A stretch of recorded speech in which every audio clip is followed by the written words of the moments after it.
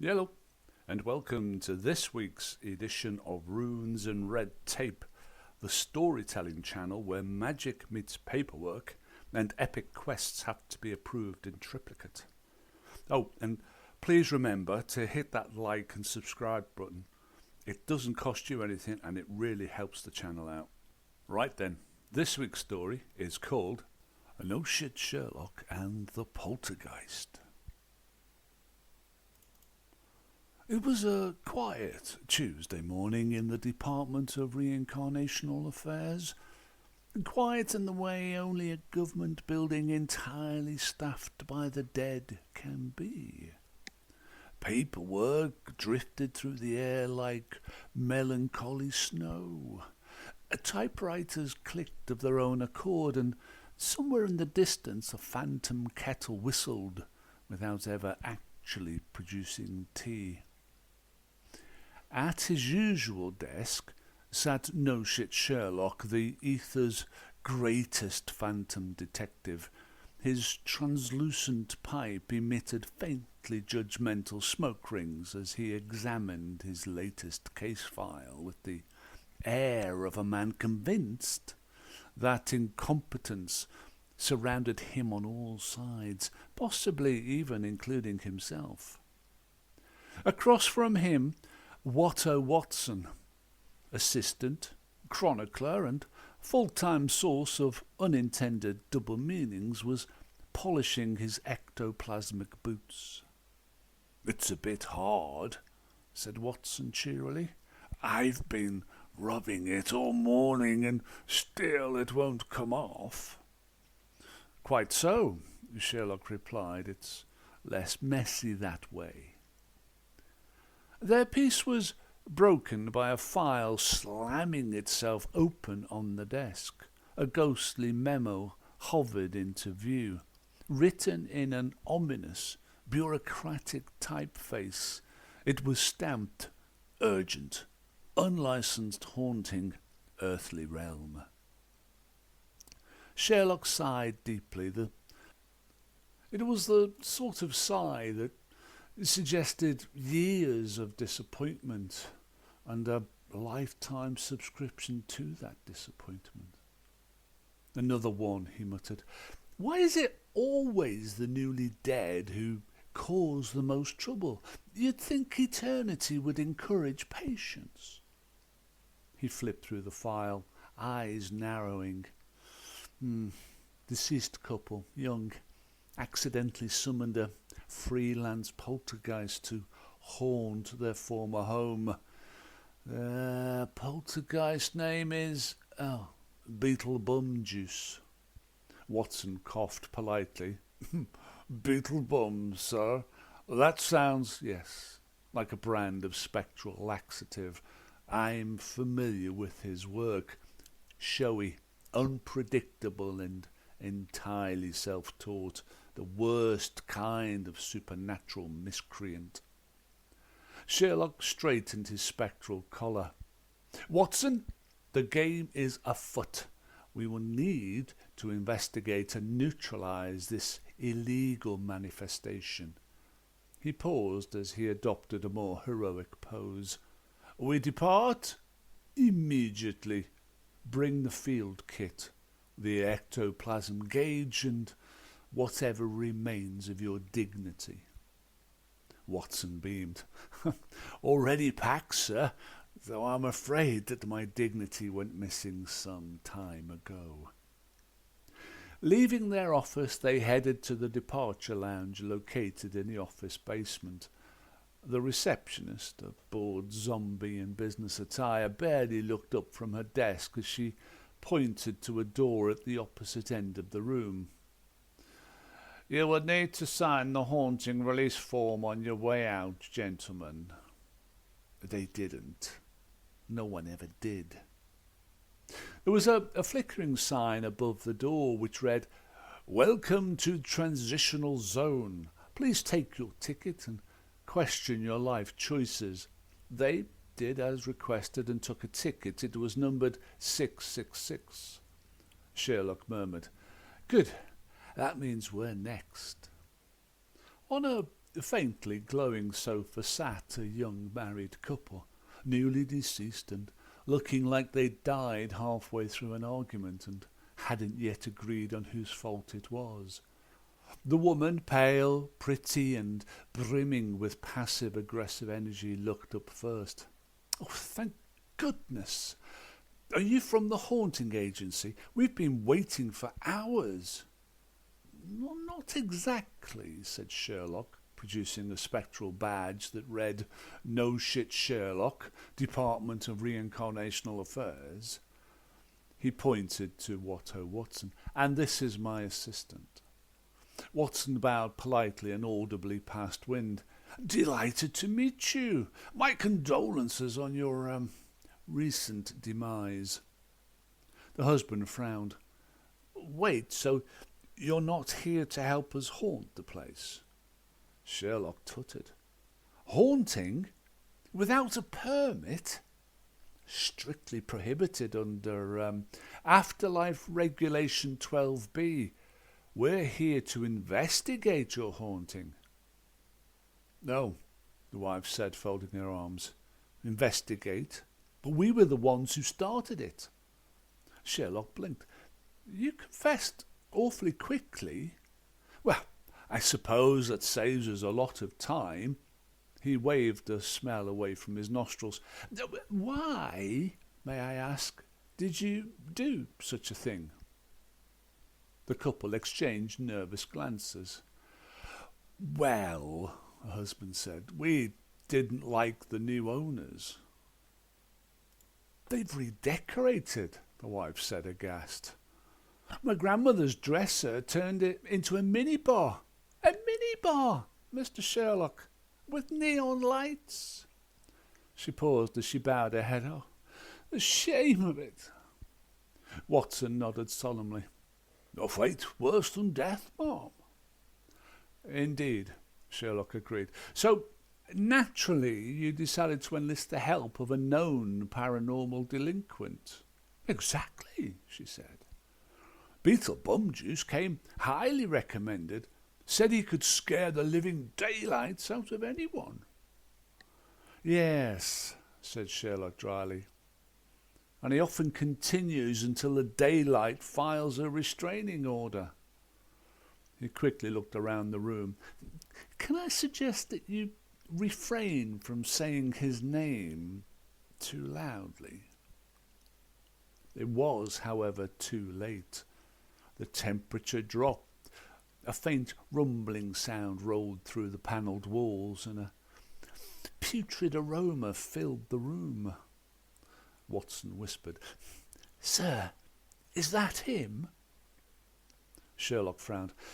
"Well, if it isn't, then someone had a rather troublesome curry last night." A distorted voice slithered from the ceiling. "Did someone say my name?"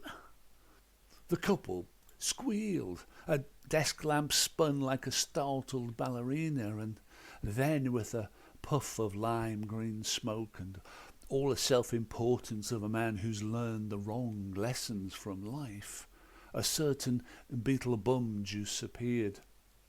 He was part poltergeist, part used car salesman, and definitely all attitude. His grin could have been used to strip wallpaper, and probably had. "Hello there, recently dead folks and miscellaneous hangers-on," he bellowed. "Who ordered the fright with extra chaos?" Watson blinked. "Good heavens, he's unfiltered." "Indeed," said Sherlock grimly, "the kind of ghost that gives incorporeality a bad name." Beetlebum swaggered forward. "You must be the suits from the department. Well, don't bother yourselves with the paperwork. I've already ignored it." Sherlock produced a pen like a weapon. "You, sir, are in violation of subsection 8, paragraph 5 of the Afterlife Manifestation Code." And Beetlebum grinned. "Great, that sounds to me like a promotion." The walls shook, the lights flickered, and from somewhere nearby a ghostly kettle exploded for no discernible reason as Beetlebum Juice disappeared. Sherlock sighed, tucking away his pen. Watson, he said, fetch the ectoplasm gauge. Oh, and bring the spectral net. I believe we're going to need the extra large one. Watson gulped. Sherlock confirmed with the young couple their earthly address as a booming voice filled the ethereal air. Ticket number 666, please. They opened the portal door, and with that, chaos began in earnest. Sherlock and Watson materialised in the middle of the young couple's former home, a once charming Victorian cottage now done up in the style of accidental Gothic. Every piece of furniture hovered just slightly off the ground. The curtains whispered gossip to each other, and the wallpaper was attempting to peel itself into meaningful shapes. Watson looked around nervously. Rather atmospheric, sir. I mean, the wallpaper appears to be spelling something rude. He could make out some of the letters. F, U, C, ignore it, Sherlock interrupted. Wallpapers rarely offer constructive criticism. He sniffed the air. Come on, this way. They had barely taken 3 steps when a grandfather clock stuttered to life, struck 13 and announced, Welcome, unwanted guests, before coughing up dust and an old mouse skeleton. Sherlock raised an eyebrow. A typical haunting signature, really. It's melodramatic and unsanitary. Beetlebum's touch, no doubt. With that, Beetlebum himself appeared in the hallway with a burst of lime smoke and the smugness of a man whose entire personality was a fire hazard. Hey, hey, hey! Look who's back! The bureaucrats from beyond! How's the paperwork, boys? Still filing the living under miscellaneous mistakes? Watson bristled. I'll have you know the Department of Reincarnational Affairs is a highly respected institution. Beetlebum grinned. Sure, nothing says respected like being audited by a zombie and some paid-in karma coupons. Sherlock ignored him, notebook already in hand. Let's begin the interview. State your name for the record. Why, it's Beetlebum Juice, professional haunter, entertainer, exorcist's worst nightmare and part-time marriage counsellor. Watson frowned. A marriage counsellor? Yes, sir. Mostly I convince the living and the dead to separate permanently. He laughed maniacally. Sherlock scribbled something. Yes, okay, I see. And how long have you been haunting without proper authorization? Beetlebum smirked. Define proper. Define authorization. He feigned hurt. I was summoned.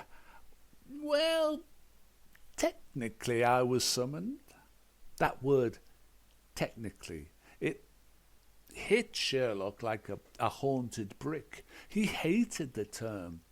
It was the refuge of bureaucrats, politicians, and people who had recently exploded something important. Explain, Sherlock demanded. Beetlebum whipped out a glowing, stained business card. He coughed formally. Right. Article 9 of the Afterlife Free Enterprise Act, paragraph 3, says, independent entities may conduct spiritual services if formally invoked by mutual consent of all deceased parties present, Just say my name. Watson blinked. Well, he's right, sir. It's a loophole. Sherlock's nostrils flared like a vengeful teapot. A loophole, Watson, is merely an illegal act that's somehow learned to read. Beetlebum leaned in and roared, which means that I, Beetlebum Juice, am licensed to thrill, baby. Before Sherlock could reply, the floorboards shuddered. Poltergeist energy rolled through the walls. The entire house began rearranging itself with all the subtlety of a drunk magician. Chairs floated. Portraits laughed. A doormat grew teeth and tried to bite Watson's ankle. Sir, Watson yelped, the furnishings are revolting. Yes, said Sherlock, grimly. So is the decor. Beetlebum twirled in mid-air, delighted. Welcome to my world, boys. You can't exercise what's a freelance activity. Sherlock produced an ornate detector that looked suspiciously like a vacuum cleaner with opinions. We'll see about that. He flipped the switch. The device whined and sparked and immediately sucked in half of Watson's left sleeve. Watson flailed. Sir, it's eating my arm. Hold still, Watson. Scientific progress rarely spares the sleeves. A blast of ectoplasmic wind filled the hall. The device exploded with a sound like a ghost sneezing into a tuba. When the smoke cleared, Beetlebum was gone, and the wallpaper now displayed a message in dripping green letters, Nice try, Sherlock. Watson looked around at the chaos. He's vanished, sir. Sherlock dusted himself off. Temporarily. Parlour tricks, of course. He'll resurface once he's certain I've made a fool of myself. Oh, imminently then. The grandfather clock struck 13 again, this time apologetically. Sherlock sighed, snapping his notebook shut. Come, Watson, we regroup. The investigation continues. Are we giving up, sir? No, said Sherlock, stepping carefully around a snarling footstool. We will come back when the clock strikes 13 again, and next time we'll be waiting. The wallpaper sneezed as they left. Sherlock and Watson returned to the haunted cottage the next morning, though morning was a flexible term in a place where the clocks refused to cooperate and the sun rose out of spite. The house was noticeably worse. The furniture had developed opinions. The curtains were holding a union meeting, and someone had taught the door knocker to swear profanities. Watson tiptoed across the hallway, glancing up as a chandelier hummed ominously above. Feels livelier today, sir. Yes, said Sherlock. Beetlebum's clearly been entertaining himself. From the kitchen came the unmistakable sounds of crockery in revolt. Sherlock adjusted his monocle, purely decorative, of course, as ghosts really needed them, and he marched in. There sat Beetlebum Juice, feet on the table, mug in hand, wearing a neon dressing gown and reading the Daily Spectre. Morning, detectives, he grinned. Hope you don't mind. Made myself at haunt. Sherlock's jaw tightened. Mr. Juice, you are in violation of... Beetlebum said proudly. Wait on a minute there. I filled in my forms online. Took me 6 eternities just to load it, but I'm legit now. Sherlock snatched the form, frowning. Hang on a minute. This was approved by a spectral adjudicator 2nd class. Clive. Nice chap, said Beetlebum. Smells like mothballs and regret. Before Sherlock could reply, a sudden whoosh of air announced the arrival of Inspector Grimshaw, a senior bureaucrat of the Department of Reincarnational Affairs, technically Sherlock's boss. Grimshaw was a man-shaped cloud of disapproval with the posture of someone who had died waiting in line. "Sherlock," he thundered, "what's the meaning of this unsanctioned haunting?" Sherlock straightened. "I was in the process of resolving it, sir." "Resolving it?" Grimshaw gestured at the chaos. "The sofa is singing show tunes." "It's remarkably in tune, sir," Watson offered helpfully. "Silence, assistant," snapped Grimshaw. "Do you have any idea how much paperwork this will generate?" Watson nodded sympathetically. "Oh, enough to require a second afterlife, I'd imagine." Beetlebum leaned back, entirely too pleased with himself. "Hey, fellas, don't blame me, I'm just a humble contractor. Blame your system. I'm perfectly compliant." Oh, that word, compliant. Sherlock's soul winced. Grimshaw glared at the paper. "This license is irregular." Beetlebum shrugged. "So's my personality." Watson whispered, "Sir, perhaps we could reason with him." Sherlock gave a tight smile. "Watson, one cannot reason with entropy in trousers." Grimshaw puffed up like a furious teapot. "Mr. Juice, as representative of the department, I hereby revoke your haunting rights pending investigation." "Yeah," said Beetlebum. "You and what ectoplasmic army?" There was a pause. And then, as if on cue, 3 ghostly clerks appeared, each armed with quills, ledgers, and the faint, terrifying whiff of stationery. Watson whispered, "Oh dear, it's the enforcement division." "Indeed," said Sherlock grimly, "the most feared of all bureaucrats, the ones who actually enjoy forms." What followed was chaos of the highest order. Forms fluttered like locusts, and quills jabbed. Our Beetlebum was dancing through the air, dodging signatures and rubber stamps like a demonic game show contestant. In the melee, Beetlebum snatched a glowing pen from one of the clerks and twirled it around like a wand. "You bureaucrats need to loosen up. Let's make this interesting."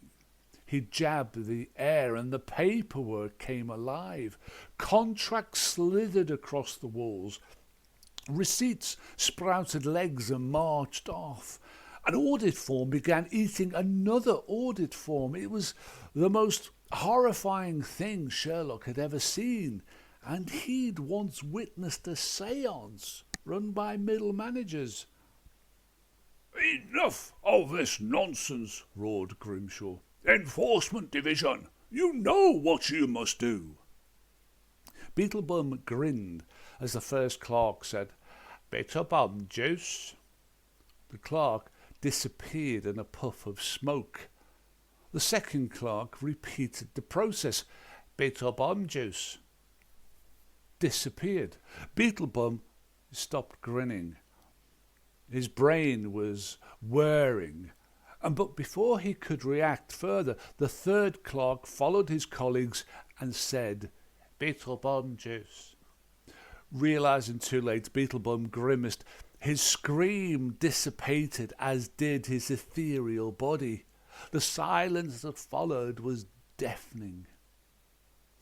Grimshaw coughed as he straightened his suit. "Right then, that's all sorted." The lights dimmed. Reality folded in on itself with the weary sigh of someone who's had quite enough. When the dust cleared, not only were the Clarks and Beetlebum gone, so too was Grimshaw. Watson blinked. "Where did they all go, sir?" Sherlock sighed. "Possibly the void, possibly Slough. I mean, the difference is mostly academic." He brushed a wisp of sentient paperwork off his sleeve. "Come, Watson, we've achieved the impossible." Watson brightened. "You mean you've defeated him, sir?" "No," said Sherlock. "We've managed to generate even more paperwork." The following afternoon, or possibly the day after that, depending on how long it took reality to reassemble itself, Noshit Sherlock and Watto Watson stood once again in the grand lobby of the Department of Reincarnational Affairs. Everything was miraculously back to normal. The paperwork still floated, the tea still brewed itself badly, the staff still looked like they'd died of boredom and hadn't gotten better since. At the centre desk sat the familiar zombie receptionist, filing her nails with the bones of a previous filing system. She looked up as they entered. "Back so soon? I've just finished screaming at the post." Sherlock placed a bulging file on her desk, glowing, twitching, and muttering legal jargon under its breath. "Case closed," he declared. Watson blinked. "Closed, sir? Are we entirely sure of that?" Watson gave him the thin smile of a man allergic to uncertainty. "Of course. Grimshaw and his team have been temporarily reassigned, and Beetlebum Juice has been banished to the void, and the newly deceased couple are under administrative supervision, all perfectly resolved." Watson nodded slowly. "You mean that couple who tried to haunt their own house? The very same. They've been fined for unsanctioned ectoplasmic interference and sentenced to a year of remedial haunting, something low risk, possibly a shed somewhere." Reposing in his chair, Sherlock glanced at the sign on the wall. It read, "Noshit Sherlock, Phantom Detective Agency. Just the truth and no shit." The end.